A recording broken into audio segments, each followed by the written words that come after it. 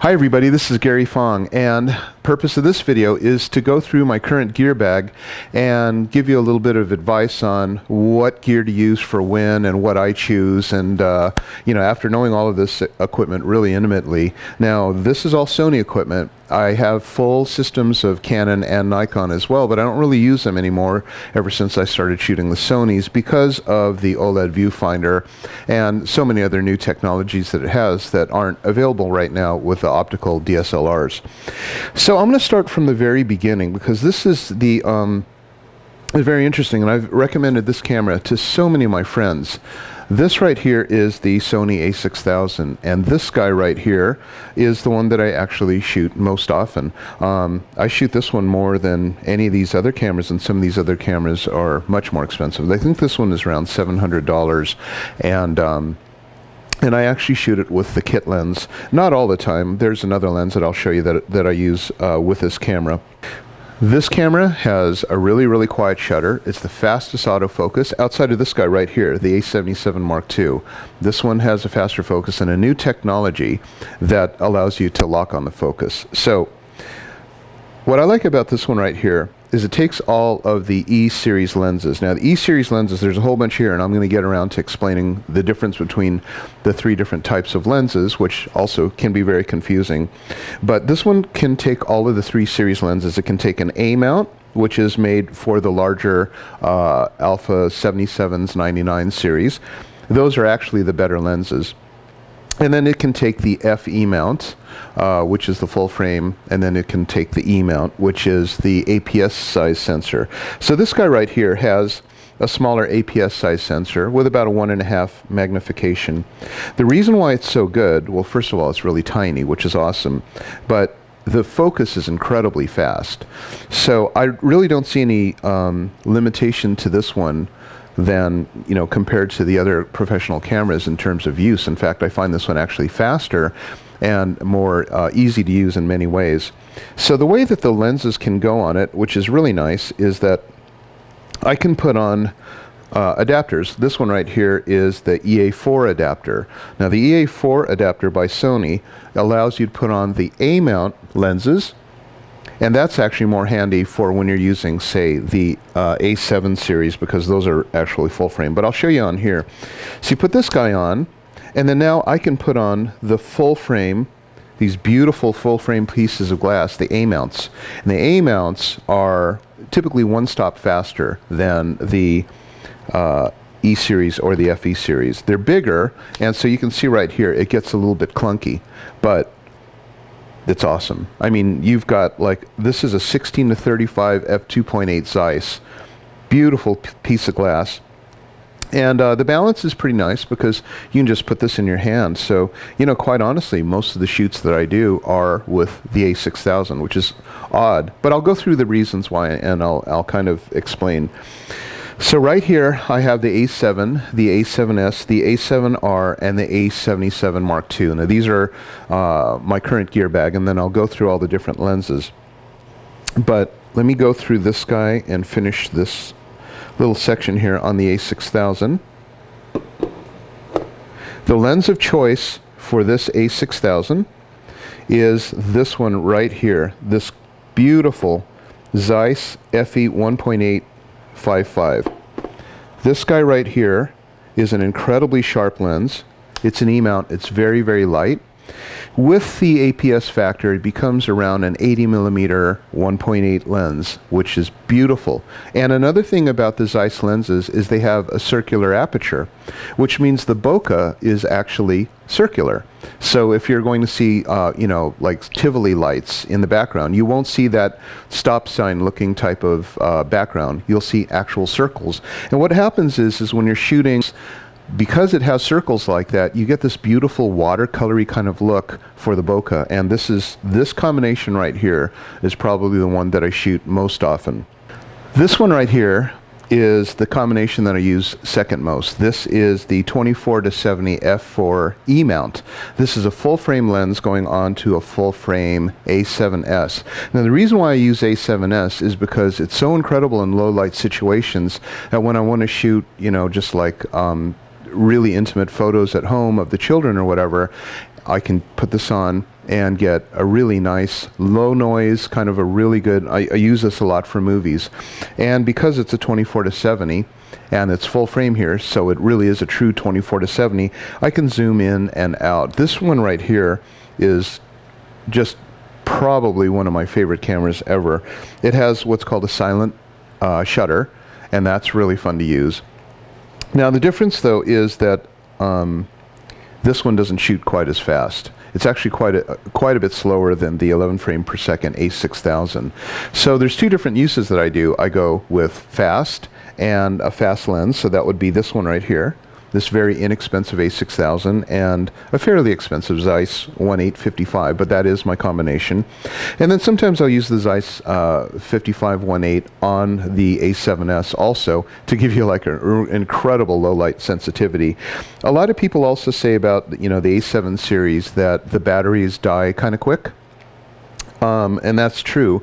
They're not high capacity batteries, so you'll be really quite surprised if you're used to like the Alpha series, and then, you know, it's just like, wow, these things have gone already. So one reason that happens is because this is a Wi-Fi camera, and so what you do is you go to the Wi-Fi settings and the little radar thing, and then you turn airplane mode on. Once you do that, then that'll really cut a lot of the battery life. And then secondly, get the vertical grip. The vertical grip will allow you to hold two cameras in parallel, and they'll run and it'll show you how much you've got.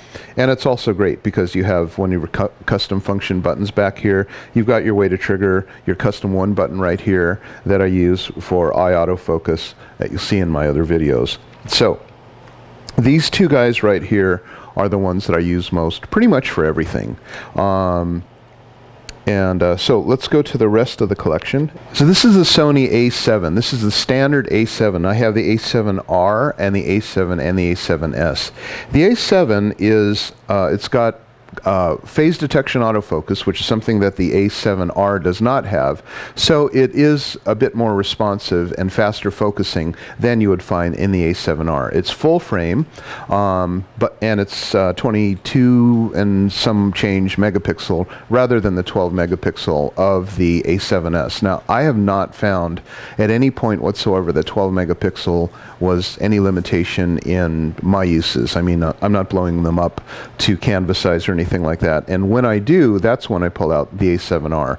When I know I'm going to be somewhere and it's going to be a spectacular scenery, I put on the big gun, 36 megapixel, no anti-aliasing filter, the sharpest camera and the largest resolution digital camera on the market. The A7S happens to be the highest light sensitivity camera on the market. So I have two really radical ends of having the best, the highest ISO and the best image quality. The A7 is kind of in the middle. So it's not that great, not like the A7S on ISO, and it doesn't fire the big images like you would have on the A7R. So this one's kind of in the middle, and honestly, it's not that spectacular of a camera for a lot of uses. So what I wind up doing is I wind up using this as a video camera. It's great for that because of the phase detection autofocus. This one right here is, again, the Zeiss 55 1.8 lens, my favorite lens. It's so sharp, it's tiny, and it's fantastic for portraiture. Now, let's move on. Now that we have the A7R here, I want to show you some of the lenses that we can put on this that are part of the FE series. So this one right here is an E series lens. This lens right here, this is a really good combination here for travel or tourism or whatever. This is a really light lens. Man, if you're going to be doing architectural photography or anything like that, if you're in a real estate photography, this would be a really good combination because the A7 is not nearly as expensive as the A7R, as the A7S, which is the most expensive camera of the series. And then you put this guy on. This one right here is a 10 to 18, and you know, which comes out to be, again, like probably a 16 to 24 or a 15 to 24. It's extremely wide, and so it's a very pretty lens, but it's extremely lightweight.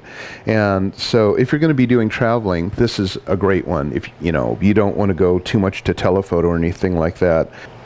This guy right here, the A7R, which is the heavyweight champion of the world. It's tiny, right? But it has the largest full-frame sensor, 36 megapixel, no anti-aliasing filter. And an anti-aliasing filter is something that goes in front of the sensor that breaks up what's called a moire pattern. The moire pattern is something that you'd see kind of like if you took two screen doors and kind of tilted them in different angles, you'd see kind of, you know, this wild kind of pattern. That goes away with an anti-aliasing filter, but with these new cameras that have no anti-aliasing filter, there's not that extra piece of glass to go in between your lens and the sensor. So it makes for a much, much sharper image.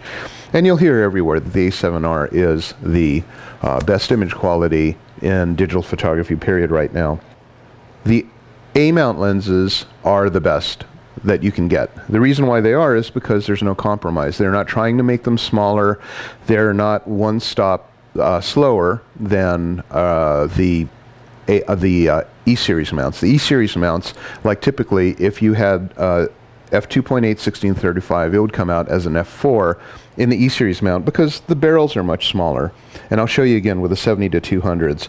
But what I do when I get into this big behemoth guy here, right here, is, you know, it's small enough that I'm not that concerned about size. And this is so much smaller than an actual DSLR. It's getting kind of honking big here with this massive piece of glass. But if you're going to do landscape photography or murals or canvases, man, put this guy on RAW.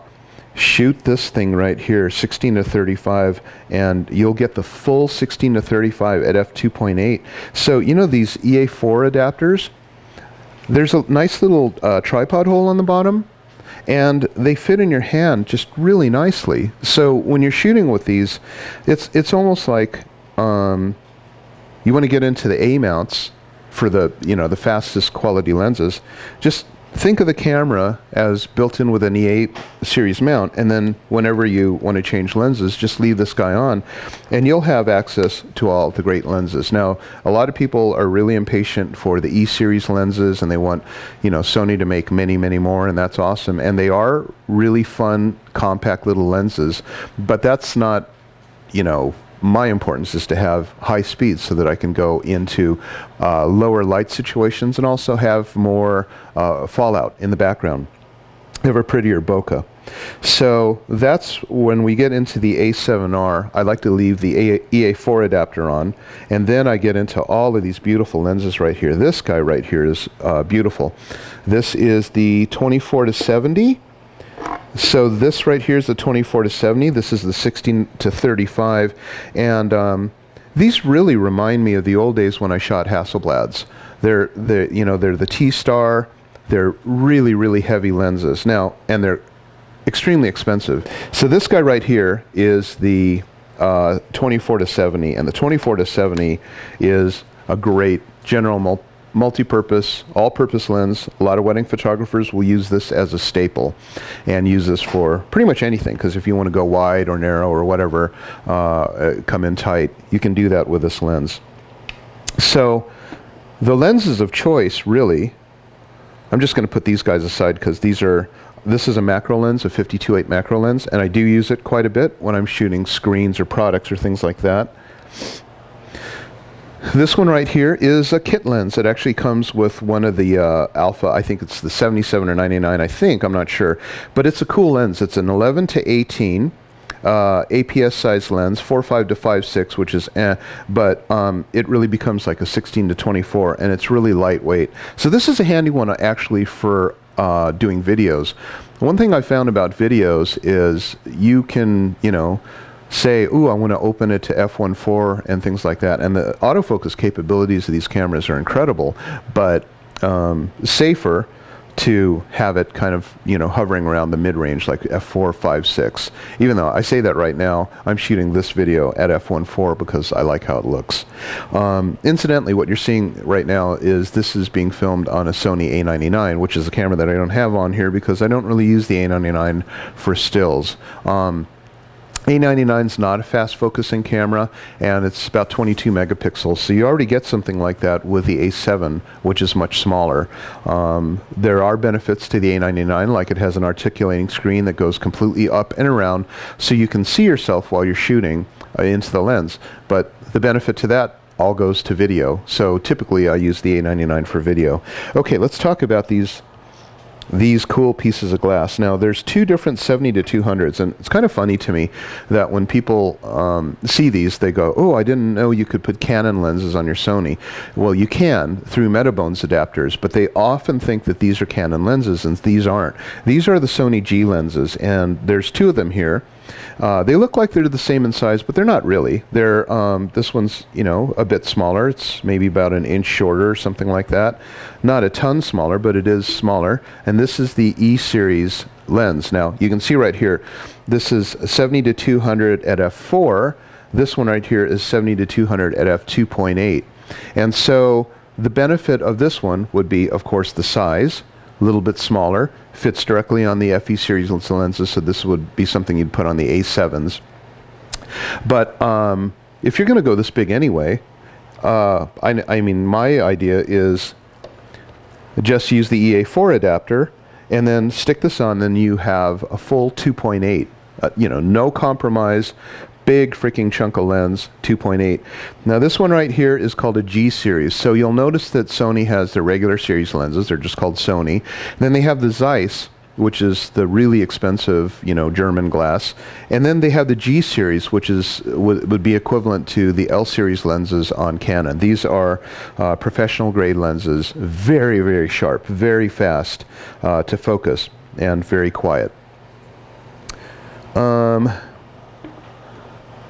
This right here, since we're talking about these A-mount lenses, is the A77 Mark II. This is the fastest focusing camera on the planet. It'll go an actual 12 frames per second at the 12 frame per second mode, shooting with exposure and focus calculation. No other camera can do that. It does stick everything at f3.5 because the part that is the slowest of high-speed motor would be the aperture having to physically change with every single shot. So what they do is they lock it on f3.5, in other words, aperture mode set at f3.5, and then let the camera do its adjustment through auto ISO, shutter speed changes, or whatever. This right here is highly acclaimed. The 85 f1.4 lens. This is a bread and butter portrait lens for most photographers, and incredibly sharp. The magnification on this APS sensor is 1.5, so your 85 becomes around a 120. So you've got a 120 f1.4. When you're doing videos, this one's beautiful. You can't use it all the time, especially if people, you know, are in motion, but if you want to make it look just like you're shooting a movie, put this combination on and then have it do just track focus on your subject, and you'll see it looks exactly like you're filmmaking, which is really awesome. It's not a quiet lens, and when it focuses, the barrel makes sounds and it comes and goes and it actually stretches out. So on a lens like this actually makes me miss my Canon 85 f1.2, which is much quieter, but this one actually is a faster focusing lens. And and then of course, you know, you're now into the Sony family, which is great. The A77 Mark II is something that I use for really high-speed action only. And the reason that this one is better than, say, the A6000, which kind of uses the same technology, but this one's got something else that's different. This one has what's called the flexible spot, which locks. So that means, for example, if I want to shoot people, I'll put it on face detection. I'll let it just track the person around, but once I find somebody, I just put my finger down and it'll stay on them until I fire. And while I'm firing, it'll stay on them that whole entire time, focus and exposure. And that's something that you can't really do with the A6000. The A6000 will find people and then it'll kind of move around. You have to then choose or anoint the subject that you want through focus lock. And again, all these topics are in my zillion videos on YouTube. But The A77 is a speed demon, and I pull it out only when I'm really going to be doing a lot of action. It's not super high speed ISO, so that goes to A7S, and but it does natively mount these gorgeous A-mount lenses. So if I'm going to use this 70-200 on the A77, I'm shooting sports. This thing now behaves like a 300mm f2.8 shooting at 12 frames per second, well, at f3.5, with tracking autofocus, continuous tracking autofocus, and results that you wouldn't believe. You can look at my other video on YouTube that shows me shooting a soccer match, and you can see how this thing tracks. There's other cameras that do tracking, like the Nikon D4 has its own way of kind of like pattern recognition of a subject.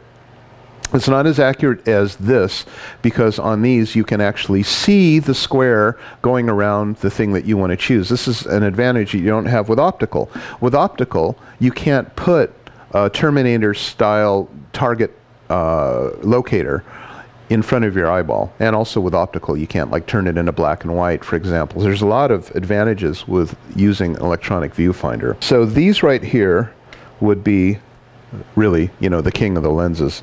And these are the A-mount Zeiss's and G-series lenses. So let me just kind of go through a real quick wrap-up, because I actually do have, I think at this point, the entire Sony system, and I've bought all of them. They didn't give it to me. I bought, you know, first I got the, I think the A77, the first one, and then I became kind of a Sony nut. But anyway, so knowing the entire system, I use the A6000 with the Zeiss or the kit lens, but the Zeiss 16 to 70 f4 Zeiss, or the kit lens, that little 16 to 35 f3555. I use that for probably a majority of my stuff. The next one in line would be the A7S, and this is just because I have kids and they're 3 years old and they're twins, and I shoot them a lot in very, very low light conditions. I use the A7S, shooting that at with the 55mm f1.4, or those same lenses that I mentioned. Then the third in line would be the A7R. The A7R is when I'm shooting something that has to be spectacular. With the A7R, it's always with the A4 adapter, so that I get access to these big A-mount lenses. And then after that comes the A77 Mark II. That's for when I'm shooting action. Like for example, if there's a sports event or something like that, this one comes out, and this one will kick ass over any other camera, especially, you know, when you're shooting sports. And then, yes, I have the A7, which is great for filmmaking, and the A99, which is also great for filmmaking. And that's pretty much it. The A6000, the only thing about it that makes it not usable for filmmaking is it will not take sound from an external source. And that's basically it. Okay, so that's the entire Sony Gearbag that I use, and the reasons that I use them. And of course, subscribe to this channel and look at GaryFong.com. I actually have complete how-to videos on, at this point, every single Sony in the line, the A7, A7S, A7R, multiple hour videos, setting by setting, button by button, my choices, and why I do the settings that I do. Okay, thanks for watching.